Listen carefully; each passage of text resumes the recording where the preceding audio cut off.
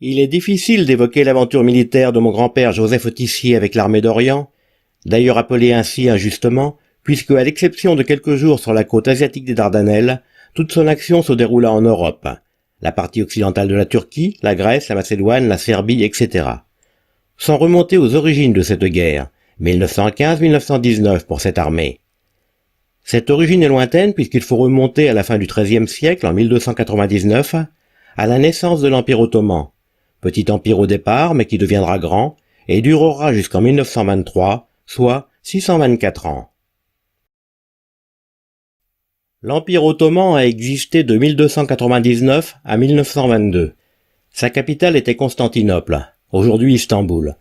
Centré sur la Turquie actuelle, il a successivement compris les Balkans, la péninsule arabique, l'Afrique du Nord et une partie de l'Europe centrale.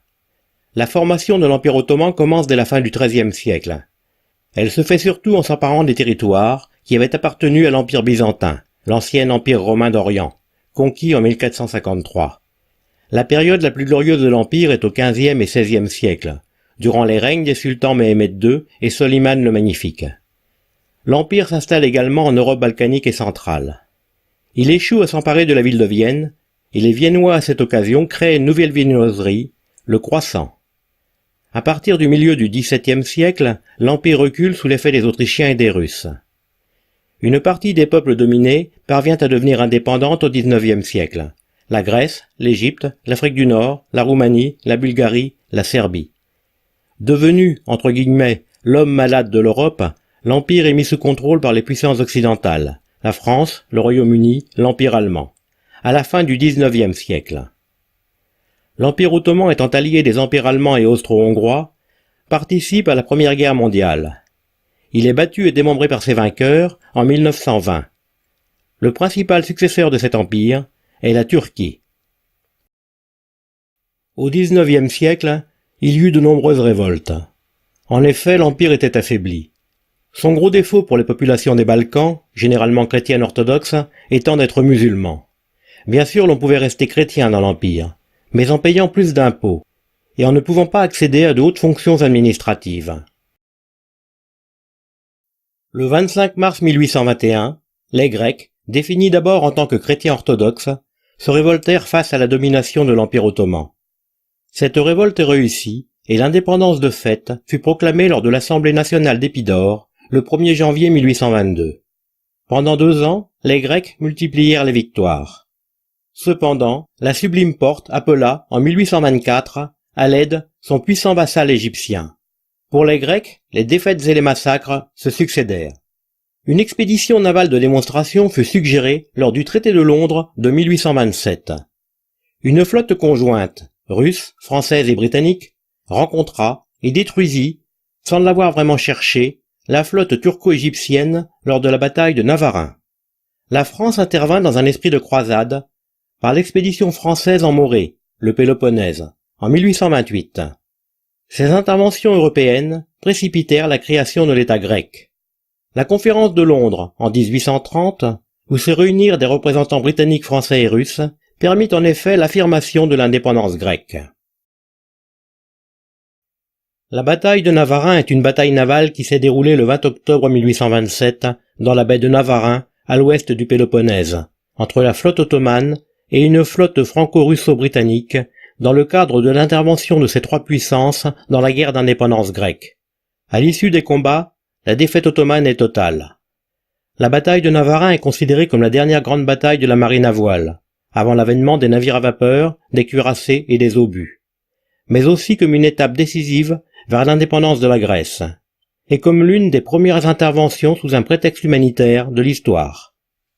Par le traité de Londres du 6 juillet 1827, la France, le Royaume-Uni et la Russie ont convenu d'intervenir entre les belligérants de l'indépendance grecque pour faire cesser les effusions de sang. Une flotte tripartite commandée par Edward Codrington, Henri de Ligny et Login van Geden fut envoyée dans ce but. Après avoir réussi à empêcher divers affrontements, les amiraux décidèrent de faire une démonstration de force dans la baie de Navarin, où se trouvait la flotte ottomane. Essentiellement composée de navires turcs et égyptiens, cette flotte était ancrée dans une disposition destinée à impressionner la flotte des puissances qu'elle attendait. Des coups de feu tirés d'un navire ottoman avant que tout ordre ne soit donné dans ce sens ont entraîné une bataille qui n'était projetée par aucun des deux adversaires. Malgré leur infériorité numérique, les navires des puissances étaient largement supérieurs à leurs adversaires. Dans un combat qui se déroula pratiquement à l'ancre et à bout portant, leurs artilleurs firent des ravages dans la flotte ottomane. Les plus petits des navires des puissances, qui ne s'ancrèrent pas, remplirent avec succès leur mission de neutraliser les brûlots, l'arme ottomane la plus redoutable, ce qui aida à la victoire finale. Sans perdre un seul navire, mais après avoir subi d'importants dégâts, la flotte franco-russo-britannique détruisit une soixantaine de navires ottomano-égyptiens, provoquant un véritable carnage. L'expédition de Morée est le nom donné en France à l'intervention terrestre de l'armée française dans le Péloponnèse entre 1828 et 1833, lors de la guerre d'indépendance grecque. Après la chute de la ville de Missolonghi, l'Europe occidentale avait décidé d'intervenir en faveur de la Grèce insurgée. L'attitude d'Ibrahim Pacha, allié égyptien de l'Empire ottoman, étant particulièrement critiquée, le principal objectif était d'obtenir qu'il évacuât les régions occupées, le Péloponnèse en premier lieu. L'intervention débuta par l'envoi d'une flotte franco-russo-britannique qui remporta la victoire de Navarin en octobre 1827. En août 1828, un corps expéditionnaire français débarqua à Coron au sud du Péloponnèse. Les soldats stationnèrent dans la presqu'île jusqu'à l'évacuation en octobre des troupes égyptiennes. Puis ils prirent le contrôle des principales places fortes encore tenues par les troupes turques. Bien que l'essentiel des troupes rentra en France à la fin de 1828, la présence française se poursuivit jusqu'en 1833. Comme lors de la campagne d'Égypte de Napoléon Bonaparte, où une commission des arts et des sciences avait accompagné l'expédition militaire, une mission scientifique de Morée accompagnait les troupes. 17 savants représentant diverses spécialités, histoire naturelle, antiquité, archéologie, architecture et sculpture, firent le voyage. Leurs travaux furent d'une importance majeure dans la connaissance du pays. Les cartes topographiques réalisées sont d'une très grande qualité, et les relevés, dessins, coupes et plans et propositions de restauration sur les monuments du Péloponnèse, de l'Attique et des Cyclades furent après James Stuart et Nicolas Revette une nouvelle tentative d'inventaire systématique et exhaustif des vestiges grecs antiques. L'expédition de Morée et ses publications offrirent une description presque complète des régions visitées. Elles en firent un inventaire scientifique, esthétique et humain, qui resta longtemps l'un des meilleurs moyens, à part le voyage sur place, de les connaître. Voici la carte du nouvel État grec, bien entouré par l'Empire ottoman. L'on voit ici l'évolution des frontières entre 1830 et 1924. Après la révolte des Bulgares, aidés par les Russes et les Roumains, le traité de San Stefano, en 1878, crée la Bulgarie, qui deviendra indépendante en 1908. Après 2 révoltes, les Serbes obtinrent également par le traité de San Stefano de 1878 la création de la Serbie, qui deviendra indépendante en 1882. Nous retrouvons sur cette carte simplifiée la situation des Balkans en 1911. Les 3 nouveaux États, la Grèce, la Bulgarie, la Serbie, et toujours, omniprésent, l'Empire ottoman. Les Balkans, entre 1840 et 1878, nous voyons en bas la Grèce, et tout le reste, c'est l'Empire ottoman.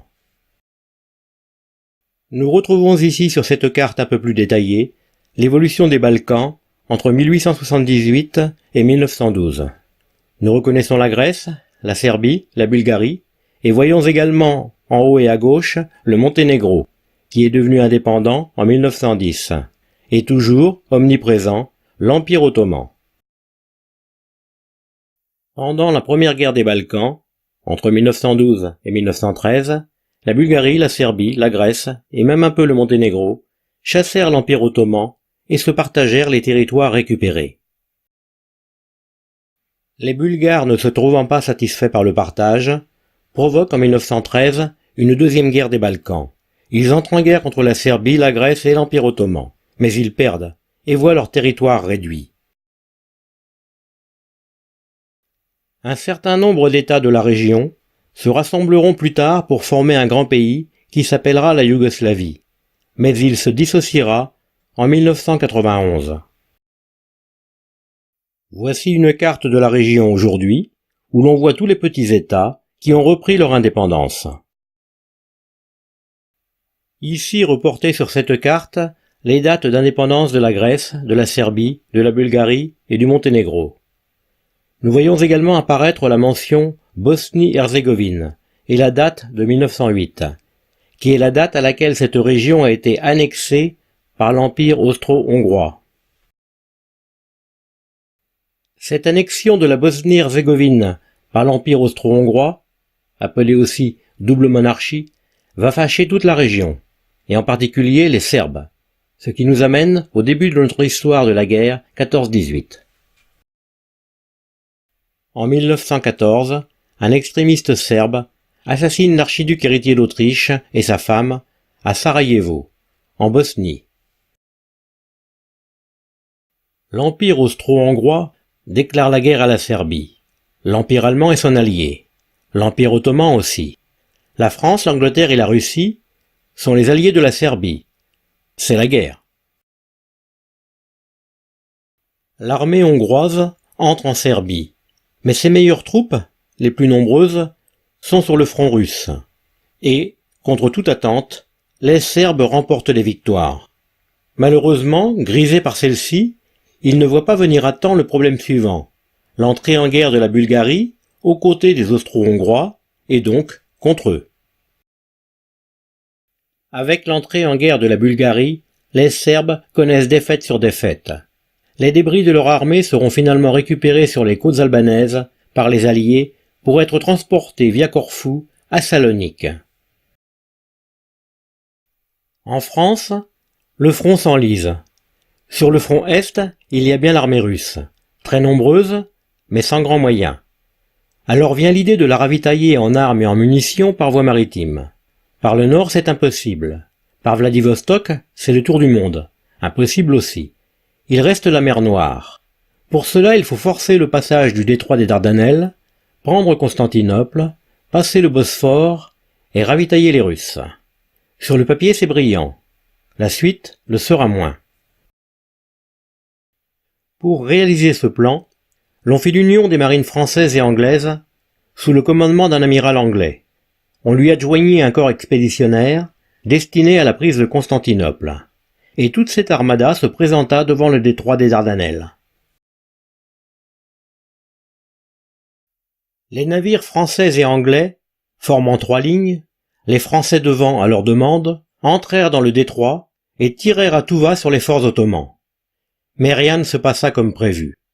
Les généraux allemands qui commandaient l'armée turque avaient dissimulé leurs obusiers, allemands eux aussi, derrière les collines. De plus, des mines avaient été lâchées dans le détroit. Les cuirassés devaient entrer dans le détroit, détruire les forts et ressortir pour laisser les démineurs faire leur travail. Ce fut un désastre. Le cuirassé français, le Gaulois, subit de très gros dommages. Le vaisseau amiral français, le Suffren, subit de très gros dommages. Le cuirassé français Charlemagne subit des dommages. Le cuirassé Le Bouvet touche une mine et coule en quelques minutes avec 600 marins. Cela ne va pas mieux du côté des Anglais. Le cuirassé L'Irrésistible est coulé. Le cuirassé L'Inflexible est gravement endommagé. Le cuirassé Océan est coulé. Cette carte turque illustre le principal problème. Les canons de marine sont très puissants, mais ils sont faits pour tirer droit, sur d'autres navires. Ils ne peuvent rien contre ce qui se trouve immédiatement derrière une colline. Les obusiers, par contre, guidés par des observateurs bien placés, ne peuvent manquer leur cible. Suite à cet échec, il est décidé de débarquer les troupes, pour détruire les canons par voie terrestre. Cette opération n'étant pas prévue, elle prendra du temps à organiser, et rien ne se passera, là non plus, comme prévu. La bataille des Dardanelles également appelée bataille de Gallipoli, est un affrontement de la Première Guerre mondiale qui opposa l'Empire ottoman aux troupes britanniques et françaises dans la péninsule de Gallipoli, dans l'actuelle Turquie, du 25 avril 1915 au 9 janvier 1916. La péninsule de Gallipoli forme la partie nord du détroit des Dardanelles, reliant la mer Égée à la mer de Marmara. Durant la Première Guerre mondiale, cette région était contrôlée par l'Empire ottoman, alors en guerre contre les puissances alliées, dont l'Angleterre, la France et la Russie. Pour pouvoir ravitailler cette dernière, le contrôle des détroits était indispensable. Mais la tentative du 18 mars 1915 échoua, en partie en raison des mines qui avaient été déployées. Pour que les dragueurs de mines puissent opérer en sécurité, il était nécessaire de réduire au silence les batteries ottomanes.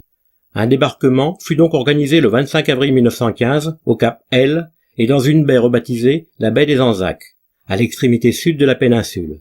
Le terrain difficile, l'impréparation alliée et la forte résistance des Ottomans provoquèrent rapidement l'enlisement du front, et les tentatives des deux camps pour débloquer la situation se soldèrent par des échecs. Le 6 août, les Alliés débarquèrent plus au nord, dans la baie de Sulva, mais ils ne parvinrent pas davantage à atteindre les hauteurs dominant le détroit, au milieu de la péninsule, et ce secteur se couvrit également de tranchées. L'impasse de la situation et l'entrée en guerre de la Bulgarie aux côtés des empires centraux poussèrent les Alliés à évacuer leur position en décembre 1915 et en janvier 1916. Les unités furent redéployées en Égypte ou sur le front de Salonique, en Grèce. La bataille fut un sérieux revers pour les Alliés et l'un des plus grands succès ottomans durant le conflit. En Turquie, l'affrontement est resté célèbre car il marqua le début de l'ascension de Mustafa Kemal, qui devint par la suite l'un des principaux acteurs de la guerre d'indépendance et le premier président du pays. La campagne fut également un des éléments fondateurs de l'unité nationale turque. Commémorée sous le nom de Journée de l'Anzac, Anzac Day, la date du débarquement du 25 avril est la plus importante célébration militaire en Australie et en Nouvelle-Zélande, où elle surpasse le jour du souvenir du 11 novembre. Le 25 avril 1915, à l'aube, la flotte, forte de plus de 240 navires, est en vue de la presqu'île de Gallipoli, navires de guerre en tête, suivis par les transports de troupes. En tout plus de 200 000 hommes, marins et soldats. Le corps de débarquement est fort de 80 000 hommes, dont 18 000 Français et 32 000 Anzacs, c'est-à-dire Australian and New Zealandais Army Corps.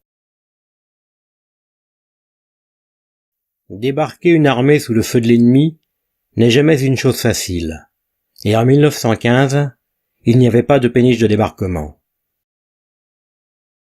Pour débarquer, il fallait soit le faire à la rame, soit sur des chalands tirés par des chaloupes à vapeur. Il faut aussi débarquer les animaux, qui ont peur et menacent de déséquilibrer les barges. Finalement, c'est une belle pagaille, et les troupes n'arriveront pas à pénétrer à l'intérieur des terres. Ce dont on ne voulait surtout pas arrive, la guerre de mouvement se transforme en guerre de tranchées. Lors du débarquement, et dans les premiers temps de la bataille, le corps expéditionnaire était soutenu par la puissante artillerie de marine et les projecteurs de la flotte, mais cela n'allait pas durer. Les Allemands envoyèrent sur place plusieurs de leurs redoutables sous-marins. Le cuirassé Goliath fut coulé par un sous-marin. Le cuirassé Majestic, coulé par un sous-marin. Le cuirassé Triomphe, coulé par un sous-marin. Voyant ces cuirassés couler l'un après l'autre, l'amirauté décida de retirer les navires. Le corps expéditionnaire resta un moment sans protection, puis au bout du compte, il fallut rembarquer. Au final, le bilan humain est différent selon les sources, mais en incluant les décès par maladie qui furent extrêmement nombreux, l'on considère qu'il y eut environ 200 000 Anglais, 48 000 Français et soldats des colonies, 200 000 Australiens, 10 000 Néo-Zélandais et 6 000 Indiens tués, soit 284 000 morts, et sans doute à peu près autant du côté ottoman. En gros, l'on s'accorde sur un demi-million de morts dans cette affaire. Pendant ce temps, et jusqu'au dernier jour du mois de septembre 1915, les Alliés, qui soutiennent la Serbie, espèrent tout à la fois entraîner à leur côté la Bulgarie, obtenir l'entrée en guerre de la Grèce et rallier la Roumanie. Mais la Bulgarie décide de se lier aux puissances centrales. Le 21 septembre, elle mobilise son armée face à la Serbie. La Grèce est théoriquement neutre. Mais le président du Conseil, Venizelos, est favorable à la triple entente, anglais, français, russe. Toutefois, le roi est favorable à la triple alliance, allemand, austro-hongrois, italien, et à son allié, l'Empire ottoman. Les Italiens resteront neutres jusqu'au 23 mai 1915, où finalement ils entreront en guerre à nos côtés contre leurs anciens alliés. Dans les 2 semaines qui suivent, et alors que se précise la menace d'une double offensive contre la Serbie, au nord par les Austro-Hongrois et les Allemands, et au sud-est par les Bulgares, les Alliés tentent, avec le président du Conseil grec Venizelos, une dernière manœuvre qui doit faire peser une menace nouvelle sur la Bulgarie, permettre l'entrée en guerre de la Grèce à leur côté, et fournir aux Serbes le soutien dont ils ont un besoin vital. Comment atteindre ces objectifs? En envoyant à Salonique un corps expéditionnaire dont l'effectif doit atteindre le plus vite possible 150 000 hommes. Venizelos propose sa solution presque simultanément au roi Constantin et aux Alliés. Paris et Londres acceptent immédiatement, prélèvent aux Dardanelles 2 divisions et les envoient vers Salonique où elles commencent à débarquer dans les premiers jours d'octobre. Mais, pendant le même temps, à Athènes, le roi désavoue son premier ministre, ce qui le contraint à la démission. La Grèce n'entrera pas en guerre dans l'immédiat. Mais il n'empêche que des soldats français et britanniques, prélevés à la hâte sur les unités qui combattent encore aux Dardanelles, sont envoyés en Grèce, à Salonique, en ce début du mois d'octobre 1915, renforcés par des troupes venues de France. Dans les jours qui suivent, le général français Sarrail est envoyé sur place pour assurer le commandement de cette force nouvelle. Peu après, de nouvelles divisions évacuées de Gallipoli arrivent en renfort. L'armée d'Orient vient de naître. C'est bel et bien un nouveau front qui s'ouvre et qui ouvre une nouvelle page de la guerre mondiale. Une page qui s'écrit d'abord modestement, car, faute de moyens et de directives, Sarrail ne peut aider l'armée serbe, qui doit se replier dans les conditions que l'on sait, vers les ports de l'Adriatique. Au cours des années suivantes, l'armée d'Orient, toujours considérée comme périphérique par les hauts commandements français et britanniques, moquée par Clémenceau qui fait de ses soldats les jardiniers de Salonique, deviendra prépondérante. De fait, en septembre 1918, sous le commandement de Franchet d'Espéret, elle influencera largement l'issue de la guerre sur le front occidental. Les conditions de débarquement dans le port de Salonique, complètement surchargées, où les Alliés ne disposent que de 2 quais, ne sont guère meilleures qu'à Gallipoli. Si ce n'est qu'ici, l'on ne se fait pas tirer dessus. Il faut transporter les hommes sur des chalands, le pinard pour les hommes, et ce n'est pas anecdotique, et encore des hommes. Dès le début, les conditions de vie dans le camp retranché de Zetenlik, un peu au nord de Salonique, sont détestables. Au nord de Salonique, il n'y a plus rien. Les guerres des Balkans ont tout détruit et chassé les populations. L'on installe donc en plein vent des camps de toile qui protègent mal des rigueurs du climat. Et la moitié de l'armée tombe malade. Mais des renforts continuent d'arriver. Il faut sans cesse plus de place. Les conditions d'hygiène sont déplorables. Plus tard, l'on construira en dur, et les choses iront un peu mieux. Pour ceux qui auraient pensé faire une promenade d'agrément en Orient, voici la première chose que l'on voyait en arrivant au camp. Cela ramenait tout de suite à la réalité. L'on voit sur cette carte la baie de Salonique, la ville, un peu au nord le camp des Alliés, et derrière les massifs montagneux. Partant sur la droite, la ligne de chemin de fer reliant Constantinople, partant vers le nord, dans la vallée du fleuve Vardar, la ligne de chemin de fer reliant Uskub et Belgrade, et vers la gauche, la ligne de chemin de fer reliant Monastir, qui est une ville vers le nord-ouest de Salonique. Il y a également une ligne qui descend vers le sud de la Grèce.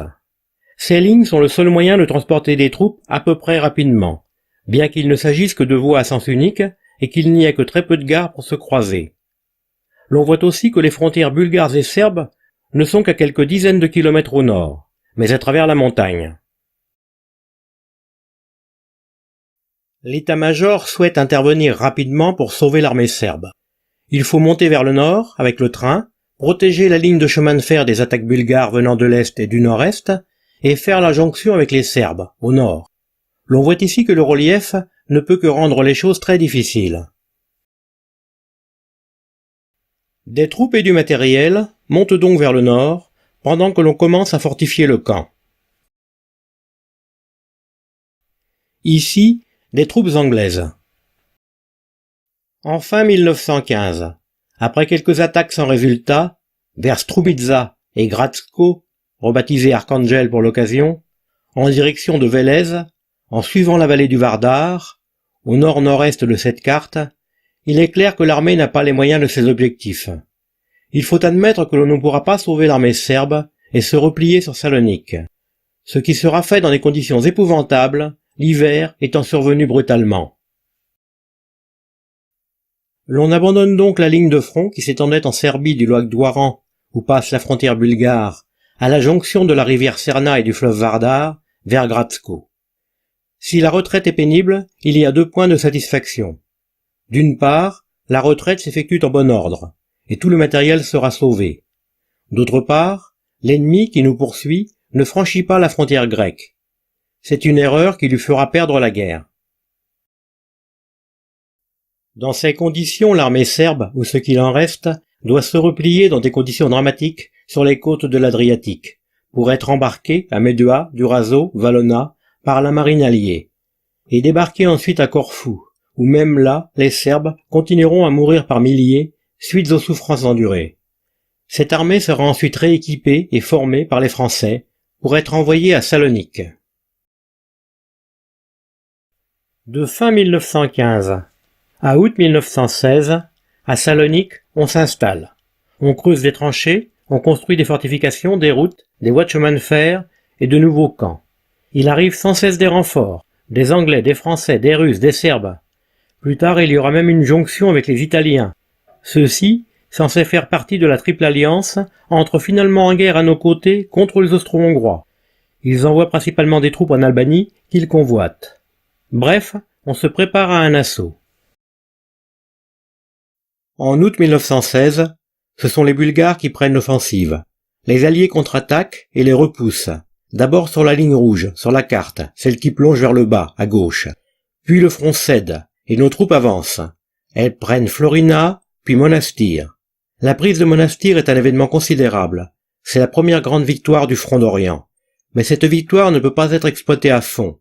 Il faudrait pouvoir pousser vers le nord, vers Prilep.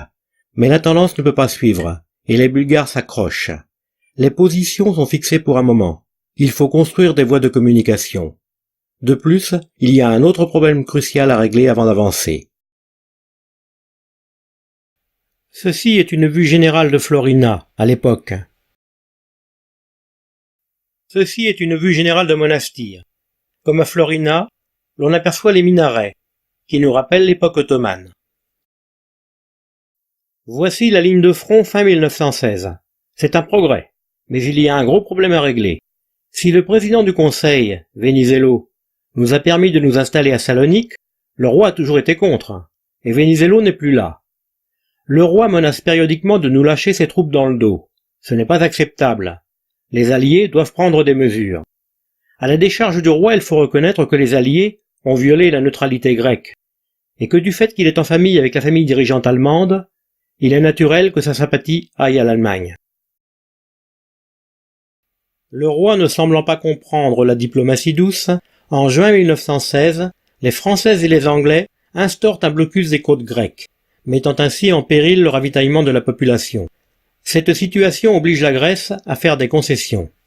De son côté, Venizelos crée un gouvernement provisoire et dissident à Salonique en octobre 1916.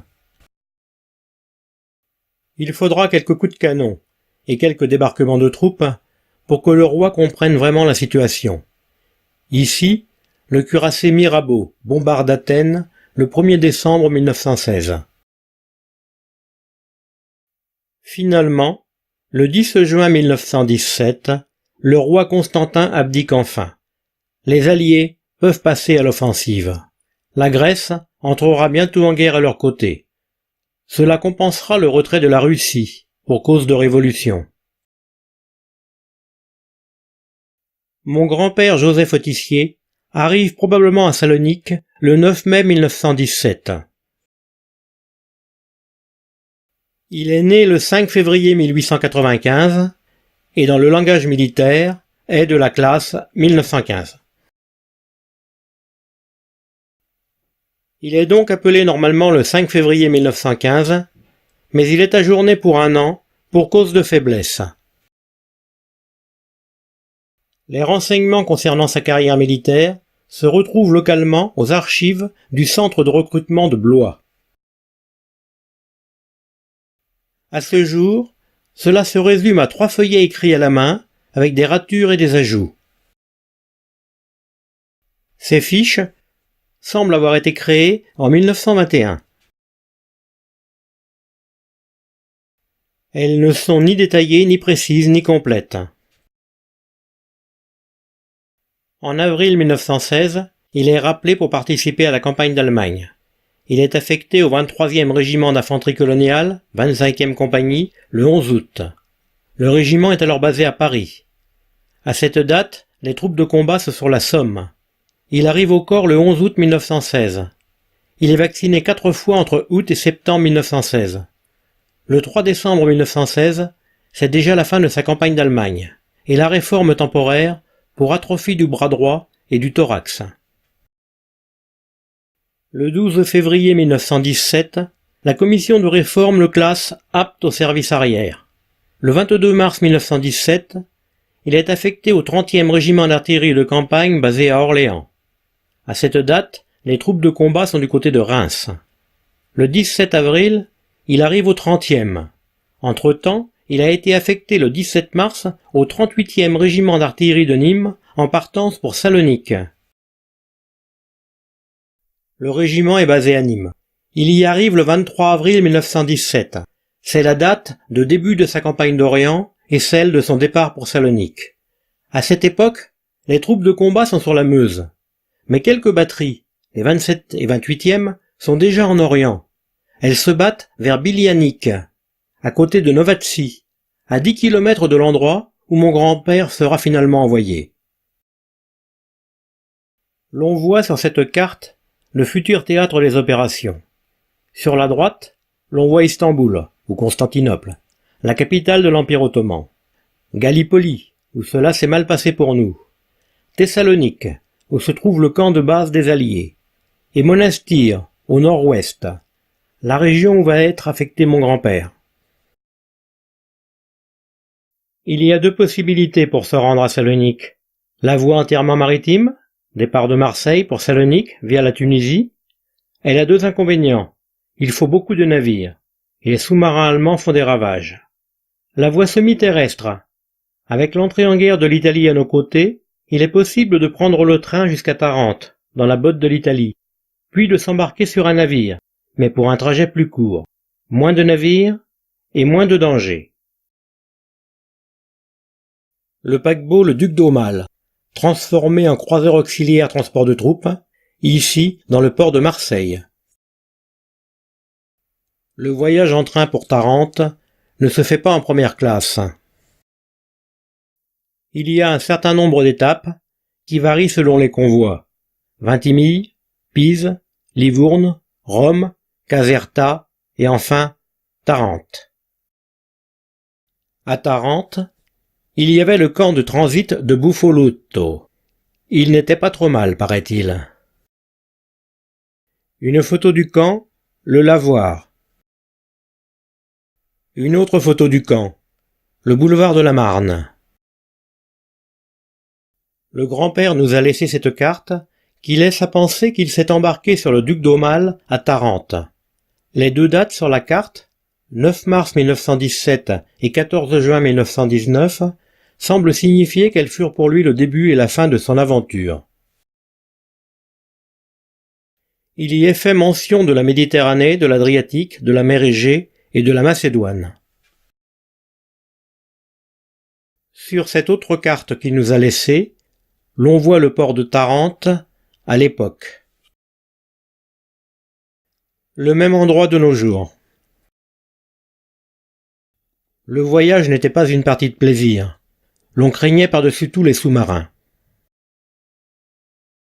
Les bateaux étaient surchargés d'hommes, de bétail et de matériel. Le port de Tarente est dans une baie relativement facile à protéger, mais il faut en sortir. Des navires de guerre et des avions accompagnent les transports. En mer, il y a deux routes possibles. Soit passer par le golfe de Corinthe, débarquer à Itéa, marcher jusqu'à Bralos, prendre le train grec et descendre à Salonique. Soit faire le tour complet en passant par la mer Égée, ce qui semble avoir été le cas pour mon grand-père, et débarquer à Salonique pour arriver au camp de Zetelnik évoqué précédemment. Il y arrive probablement le 9 mai 1917, il sera vacciné le 15 mai. Une autre carte du grand-père, la ville de Salonique et la forteresse prison turque de Yedikoule. Une autre vue du même endroit, à la même époque, en couleur, et un plan un peu plus large. Le même endroit aujourd'hui. Le camp est devenu immense, et s'est transformé en forteresse, mais heureusement, il n'a jamais été attaqué. J'espère que le grand-père a eu le temps de profiter de Salonique à son arrivée, parce que les 18 et 19 août 1917, un gigantesque incendie détruisit la vieille ville. Des navires, qui ne prirent pas le large à temps, furent également brûlés. Il ne restait plus grand-chose à visiter après cela. Par cette nouvelle carte, il nous donne ses coordonnées. Si plusieurs photos prises au front comme celle-ci nous le montrent devant des trous, ce qui peut sembler laisser à désirer sur le plan esthétique, c'est d'une part qu'il ne fallait pas trop se montrer, l'ennemi n'étant jamais loin, d'autre part parce que ces trous étaient son logement. Souvenir d'Orient, Joseph Autissier, 201e régiment d'artillerie de campagne, 23e batterie, 17e division coloniale, armée d'Orient. Il a été en effet affecté au 201e régiment d'artillerie de campagne le 16 juin 1917. Lorsqu'il arrive sur place, les éléments du 38e sont dissous et utilisés pour former de nouveaux régiments, dont le 274e régiment d'artillerie de campagne. Il est donc affecté à l'un de ces nouveaux régiments, le 201e. Le 201e d'artillerie a été constitué sur place en avril 1917, avec entre autres le premier groupe de 75 du 1er régiment d'artillerie, qui combattit aux Dardanelles, ce qui nous renseigne sur les canons utilisés. Le canon de 75 de campagne est à petit calibre, mais précis, moderne et simple à utiliser. Sa portée est d'environ 6,5 km, mais cela peut aller jusqu'à 8, et il peut tirer jusqu'à 20 coups par minute. Des obus à gaz ont été utilisés dans cette campagne. Sur les gravures, ou sur les photos prises à l'entraînement, les choses paraissent simples, mais sous les obus ennemis, dans les trous de boue, c'est autre chose, et cela, on ne le voit jamais. L'on voit ici à l'œuvre un maître pointeur, ce qu'était mon grand-père, à la fin de son service. Ici, le 75 en action, avec, à côté, son caisson de munitions basculant, si caractéristique. Un régiment d'artillerie comporte 3 groupes. Un groupe comporte 3 batteries de tir et une batterie de service et d'approvisionnement. Une batterie de tir comporte de 2 à 4 canons de 75 mm. Ainsi, mon grand-père servait un canon dans la 23e batterie du premier groupe du 201e régiment d'artillerie. Il faut environ 6 servants par canon, plus les officiers. Les artilleurs français étaient très fiers de leur canon de 75. C'est vers ce point avancé dans le dispositif ennemi, le point indiqué en rouge, en pleine montagne, un endroit particulièrement exposé, que le grand-père va prendre position. Sa batterie, la 23e, est déjà là depuis un moment. Elle a beaucoup tiré et beaucoup reçu. Ce n'est pas parce que le front ne bouge pas que l'on ne se bat pas. Il y a sans cesse des assauts, des tirs, des coups de main, des prisonniers, des morts et des blessés.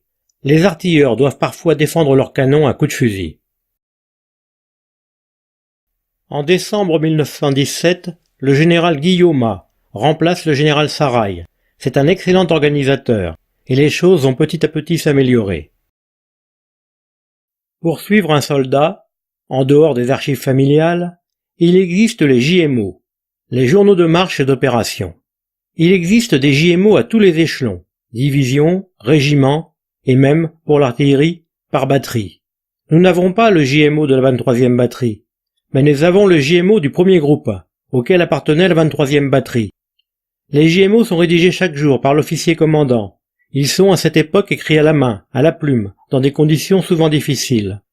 Les JMO relatent les faits sans commentaires ni fioritures. Ils ne sont pas toujours faciles à lire. Il faut parfois lire entre les lignes. Mais c'est une source de renseignements sans pareil.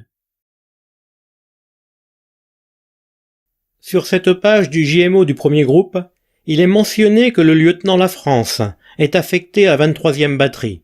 C'est ce lieutenant qui écrira une lettre au père de Joseph pour lui donner des nouvelles. Il est dit aussi que le chef d'escadron Lapeyre prend le commandement du premier groupe. C'est ce commandant Lapeyre qui enverra à Joseph sa croix de guerre et le courrier de félicitations. Ceci est la lettre du lieutenant La France au père de Joseph, Jean Autissier. Elle date de décembre 1918. Jean Autissier, le père de Joseph. Ceci est la lettre de janvier 1919 avec laquelle le chef d'escadron Lapeyre fit parvenir sa croix de guerre à Joseph. Ceci est le certificat de citation à l'ordre du régiment en date du 6 novembre 1918. L'acte courageux a été fait le 14 septembre 1918, le jour de l'attaque décisive au Dobropoli. Le grand-père était en première ligne lors de cette bataille qui changeait le cours de la guerre. Le grand-père est ici qualifié de téléphoniste. Probablement était-il chargé de tirer la ligne téléphonique entre le téléphone de la batterie et le commandement. À noter une faute d'orthographe dans son nom. Ici écrit avec un S, Hostissier. La croix de guerre est en bronze florentin. Ici donnée pour citation à l'ordre du régiment, avec l'étoile de bronze. Le ruban est vert avec liseré rouge à chaque bord, et compte 5 branches rouges verticales de 1,5 mm. Avant d'être à l'honneur, il fut à la peine. Ici, sous la ville de Makovo, en haut et à droite de Monastir, dans le massif montagneux. Le village de Makovo, aujourd'hui. L'on voit ici la boucle de la Serna. C'est une rivière qui descend vers le sud, fait une boucle autour d'un massif montagneux et remonte vers le nord. Son parcours est marqué par les points verts marqués Serna. La vallée de la Serna est l'objet de violentes batailles, car qui tient les vallées, tient le front. L'on discerne au centre le massif montagneux entre Kangel et Makovo. Les points noirs sont des positions ennemies. Les points rouges sont des villages que nous tenons et qui servent de repères. L'un de ces villages se nomme Bernik, un autre Rapèche. Les points oranges sont les endroits où passent et où stationnent nos troupes. Cela correspond à des villages. Les points oranges sur le front sont des positions de combat. Elles ne sont pas toutes indiquées. La position la plus célèbre est le saillant brillant, au nord-est, appelé aussi bataille car il fut l'objet de féroces combats. L'on aperçoit en bas et à gauche de la photo, à droite de Novatsi, le village de Bilianica, où combattaient les éléments du 38e jusqu'en avril 1917, date à laquelle il est procédé à la restructuration de l'artillerie. Un peu au-dessus, vers les villages de Siodol et de Meglancy, combattait jusqu'en avril 1917 le premier groupe de 75 du 1er régiment d'artillerie, qui avait combattu aux Dardanelles et qui allait devenir ce même mois d'avril 1917 le premier groupe du 201e. Ceci avant l'arrivée du grand-père. D'avril 1917 à avril 1918, le premier groupe du 201e se bat aux environs de Bernik et de Rapèche, sur la rivière Makuka, à environ 2 km du front, sous le saillant brillant. Le grand-père le rejoint en juin 1917. En avril 1918, après une année mouvementée, le 201e devient le 43e régiment d'artillerie coloniale et relève le 209e au Kamenita.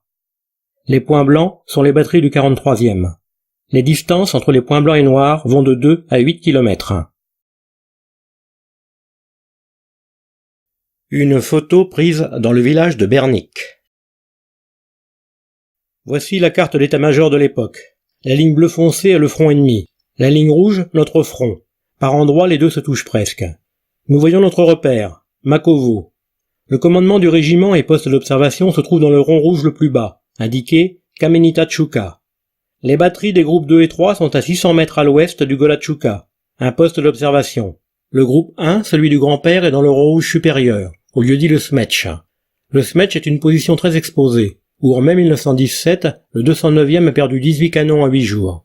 Le régiment couvre le quart nord-ouest de ce secteur. L'on peut voir sur cette photo le relief montagneux. La vallée avec la route un peu à gauche, et l'on comprend que l'enjeu est le contrôle de cette vallée. La distance entre le Smetch et la position ennemie du Piton Brûlé est de 1 km 800. La distance entre le groupe 2 et 3 et le Piton Brûlé est de 2 km 500. D'après le JMO, une journée calme est une journée où il ne tombe qu'une dizaine d'obus. L'état sanitaire est bon s'il n'y a qu'1 ou 2 malades par jour. Les animaux meurent aussi beaucoup, de faim, de maladie et par les tirs. Les coups de main sont fréquents. L'on voit ici les choses de plus près. Les batteries des groupes 2 et 3 sont à 600 mètres à l'ouest du Golatchouka et le G1 est au Smetch. Entre les groupes 2 et 1, il y a 1 km 600. La prise d'assaut de positions élevées à partir du bas est difficile, et l'appui efficace de l'artillerie est primordial. Les Bulgares ont eu le temps de creuser des fortifications dans la roche, et le canon de 75 n'a pas toujours la puissance nécessaire. Bien des assauts échoueront à cause de cela. Voici une photo du grand-père, celui qui est à gauche avec la baguette, au Kamenita, avec un K. Il écrit Kamenita avec un C, mais c'est normal. Dans la région, tous les lieux ont plusieurs noms, orthographes et prononciations. Le trou derrière est leur demeure, et c'est mieux que la tente.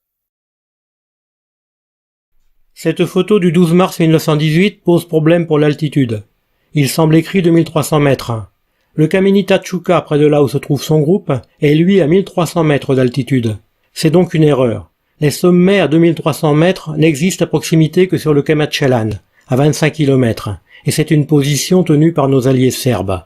La date du 12 mars est la date à partir de laquelle le 201e doit commencer à relever le 209e qui combat au Kamenita Tchouka. Cette photo a donc vraisemblablement été prise lors de la reconnaissance des positions avant la relève. L'hiver, c'est le froid et la neige. L'automne et le printemps, c'est la boue. L'été, la canicule. Le climat est rude. L'on est loin de l'image de la coloniale, les palmiers, les cocotiers, le sable chaud.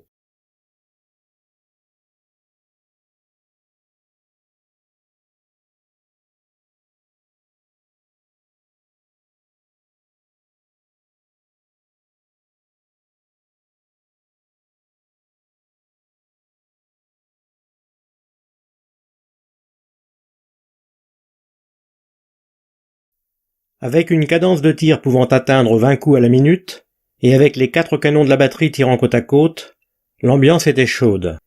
Et s'il y avait plusieurs batteries côte à côte, cela n'arrangeait rien. En juin 1918 arrive un nouveau général, Louis Franchet d'Espéret.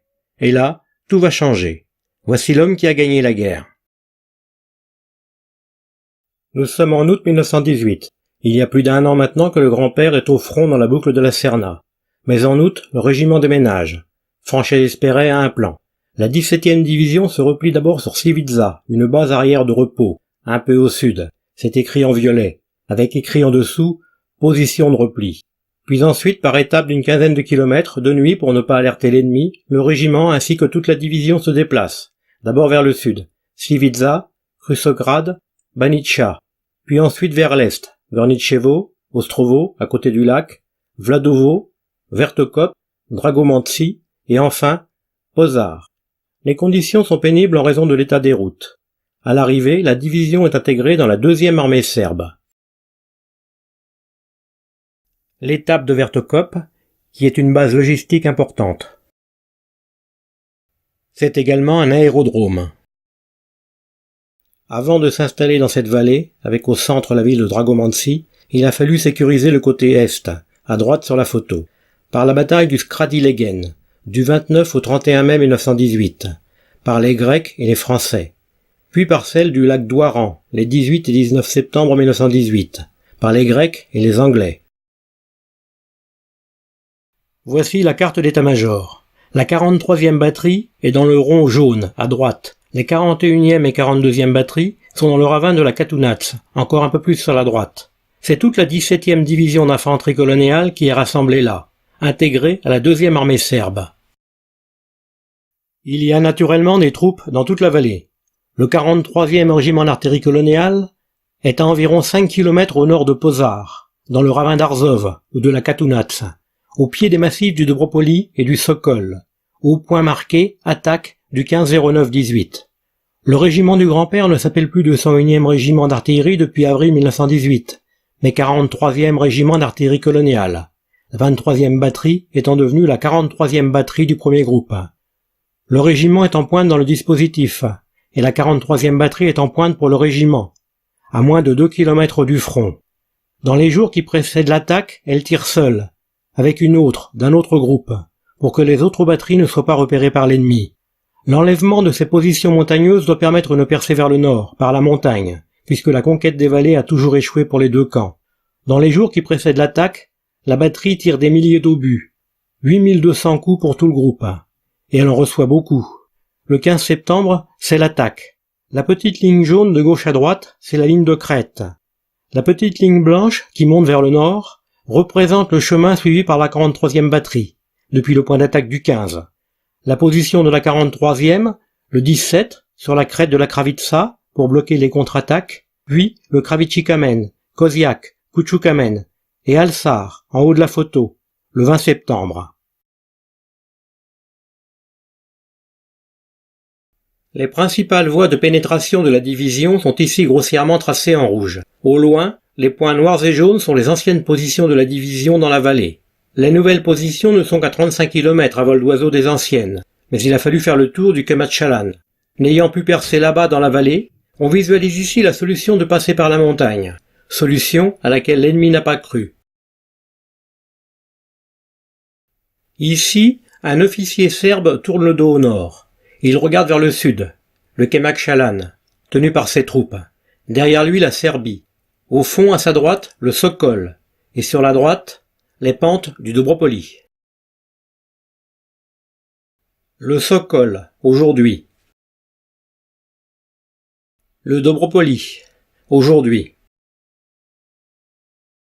La bataille de Dobropoli a eu lieu les 14 et 15 septembre 1918 en Macédoine. Elle permit aux troupes françaises et serbes commandées par le général Louis Franchet d'Espéret de percer les lignes bulgares, d'atteindre la vallée du Vardar au niveau de Prilep et du Skub, de couper ainsi l'armée bulgare en deux et d'obliger la Bulgarie à signer l'armistice le 29 septembre. Le 14 septembre, intense bombardement d'artillerie pour lequel la deuxième armée serbe dispose de 82 canons. 2096 canons sont utilisés pour l'ensemble du front. La préparation dure une journée complète. Les Bulgares s'enorgueillissaient de n'avoir perdu jusque-là aucune bataille dans cette guerre, et ils décident de rester et de combattre. L'équivalent de 2 divisions se fortifie dans les tranchées. Le 15 septembre, le premier bataillon du 148e régiment d'infanterie enlève le Sokol, gravissant des rochers à pic sous le feu des mitrailleuses bulgares. Le dernier assaut est lancé à 22h30, et les bunkers allemands sont nettoyés au lance-flammes. Le Dobropoli a été emporté à 16h par les 45e et 84e régiments d'infanterie. Les Bulgares se replient en abandonnant 8 canons. La 17e division d'infanterie coloniale se lance à l'assaut des crêtes de la charnière, du Goliath, de la Kravitsa et du Kravitchikamen. Les montagnards serbes ont conquis le Vetrenik en le tournant en pleine nuit. La première armée serbe passe à l'attaque après la prise du Sokol. Elle dépasse rapidement la rivière Lechnica. Sur 14 km de front, la percée est faite, et l'avance atteint 5 km. Jusqu'au 21 septembre, les Bulgares résistent et se voient encerclés. Les lance-flammes français les délogent des fortifications. Dépassés par le nombre, incapables de réagir stratégiquement, les Bulgares sont hors d'état d'arrêter l'avance des Alliés. C'est la victoire au Dobropoli qui fait la réussite de l'offensive. Percé au centre, l'ennemi est contraint de reculer, mais il le fait trop tard. C'est désormais une course-poursuite folle, où les animaux comme les hommes meurent d'épuisement. La réussite de cette offensive amène rapidement la victoire totale. Voici le terrain à travers lequel se fait la poursuite. C'est très étroit, très pentu et très encombré. D'étape en étape, on avance, à marche forcée, tout en se battant contre les arrière-gardes ennemis qui détruisent tout dans leur retraite, Il ne faut pas leur laisser le temps de détruire leur principal centre de ravitaillement de Gradsko. Nous en avons besoin. Nos propres lignes de ravitaillement étant trop étirées. Une quantité immense de ressources sera récupérée. Après l'enfoncement du front, la poursuite commence, à marche forcée. Après Koziak et Alzar le 20, c'est Mrezenko, Benishta, Rozaman, Palikina et enfin Gradsko le 26. Prise capitale comme point de ravitaillement et de communication. Puis le régiment passe à côté de Velez, qui sera pris par l'infanterie. Passe vers Kora, Istip où il faudra se battre, puis Ralvan, Bussist et enfin Plermay, où le régiment apprend le 1er octobre que les Bulgares ont signé l'armistice le 29 septembre, suite à la prise d'Uskub par la cavalerie. Le début octobre est la période où mon grand-père a quitté le régiment. Le 29 septembre 1918, la Bulgarie capitule officiellement. De fait, certaines troupes bulgares avaient cessé de combattre depuis quelque temps. Il est important de dire quelques mots sur ce qui fut certainement la dernière grande manœuvre de cavalerie de l'histoire. La manœuvre d'Uskub est une manœuvre de cavalerie à l'origine de la victoire finale. Alors que Prilep était tout juste libéré et Velez pas encore, il fut décidé de prendre Uskub, plus au nord, qui était un nœud et un verrou de communication. Les troupes ennemies, en retraite, devaient obligatoirement passer par là. Encore une fois, il fut décidé de passer à travers la montagne, les vallées étant encore défendues par l'ennemi. Sur environ 80 km, en pleine montagne, en territoire ennemi, sans soutien et sans ravitaillement, la cavalerie accomplit un exploit que l'ennemi ne pensait pas possible. Avec 3 régiments de cavalerie, Spahis et chasseurs d'Afrique, et quelques mitrailleuses, le colonel Juino Gambetta part de Prilep le 23 septembre 1918 et prend Uskub le 29. Sur la photo, l'état-major de Juino Gambetta, la cavalerie française sur la route d'Uskub. Marchant souvent à côté du cheval, tellement les chemins sont mauvais ou inexistants, les hommes tentent un quitte-double très risqué, mais gagnant au final. L'ennemi, appuyé par un train blindé, est débordé, le train capturé. L'ennemi résiste, mais il est en panique. Les cavaliers tiendront jusqu'à l'arrivée des renforts. La 11e armée allemande capitule. Le 29 septembre, la Bulgarie demande l'armistice. Sur la photo, la cavalerie à Uskub, aujourd'hui Skopje, capitale de la République de Macédoine. Vue en perspective de l'avancée vers le nord de l'armée d'Orient jusqu'à Belgrade. C'est là, dans les premiers jours d'octobre, à l'armistice bulgare, que s'arrête le maître pointeur Joseph Autissier, par épuisement, comme beaucoup d'autres, si l'on se réfère au journal de marche. A-t-il quitté le front dans l'une de ses ambulances? C'est probable. A-t-il connu les hôpitaux de Salonique? C'est probable, mais il n'y a rien à ce sujet. À cette époque, le camp était construit en dur. L'hôpital est chauffé, l'intérieur a l'air correct. Il existait des navires hôpitaux pour rapatrier les malades et les blessés. L'on ne sait rien de son retour, mais on le retrouve chez lui, à Vouzon, sur cette carte, avec un autre soldat, en juillet 1919. Évacué en octobre, d'après les documents, rapatrié en décembre, d'après la lettre du lieutenant La France, il est rentré avec un sursis de 6 mois par rapport au temps qu'il devait faire. Cependant, pour cause de maladie, il devra rentrer de sursis pour être soigné au Val-de-Grâce à Paris à partir du 25 août 1919. À lui les petites infirmières. Il laisse derrière lui, entre autres, de nombreux monuments aux morts, comme celui-ci, à Uskub, aujourd'hui Skopje, capitale de la République de Macédoine. Son régiment, le 43e régiment d'artillerie coloniale, comptera, entre avril 1918 et avril 1919, 150 morts. Le monument aux morts de Monastir, aujourd'hui Bitola, en République de Macédoine. Le fascicule de mobilisation, donné aux démobilisés, au cas où. Il est finalement démobilisé le 9 janvier 1920. Il pourra se marier le 25 août 1923 avec ma grand-mère, Thérèse Augustine d'Ivray. Ils auront des enfants.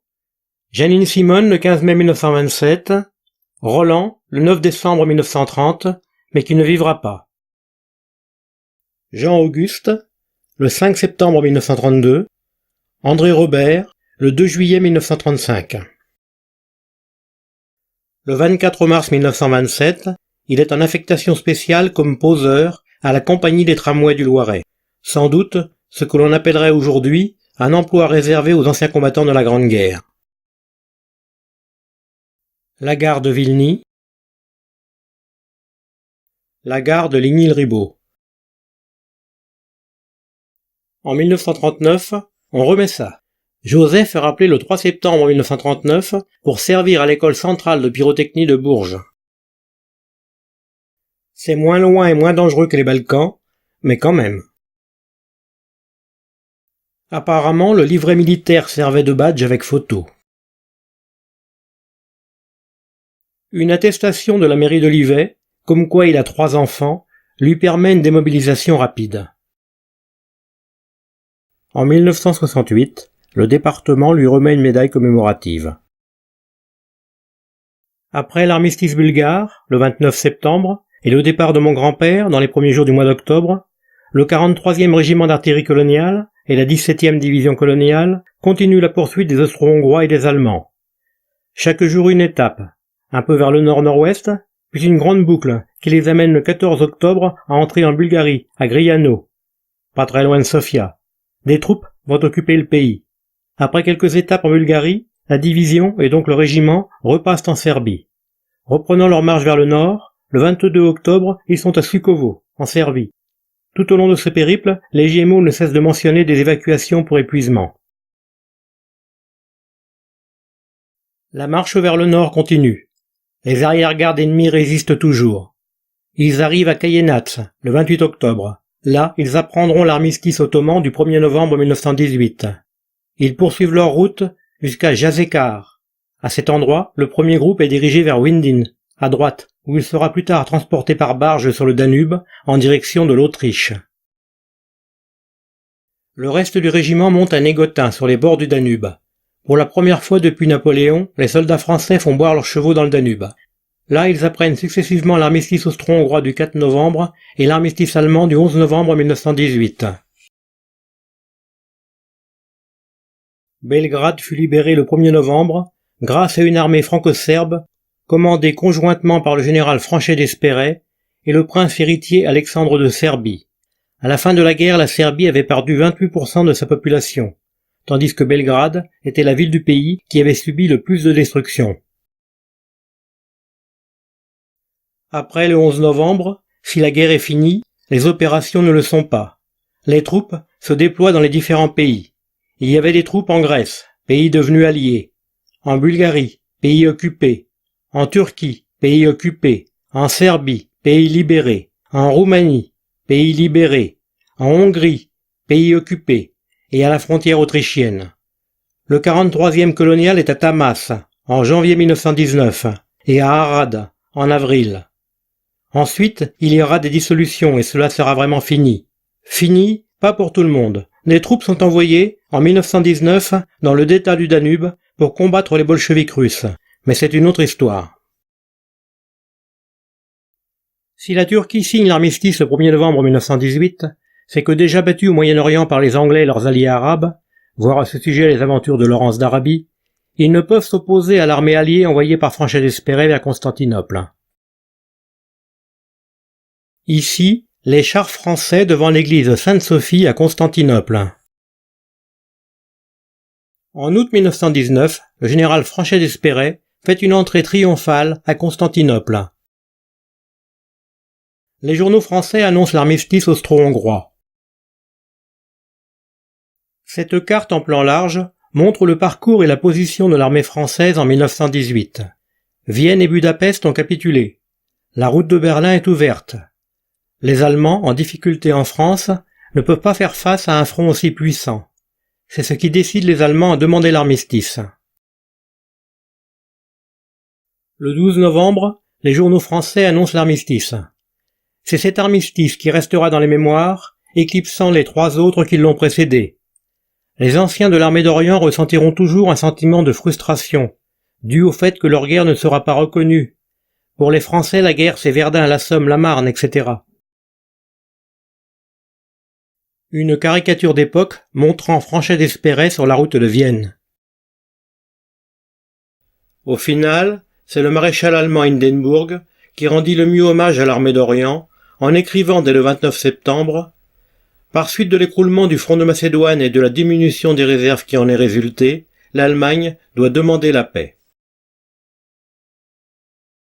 J'ai dit.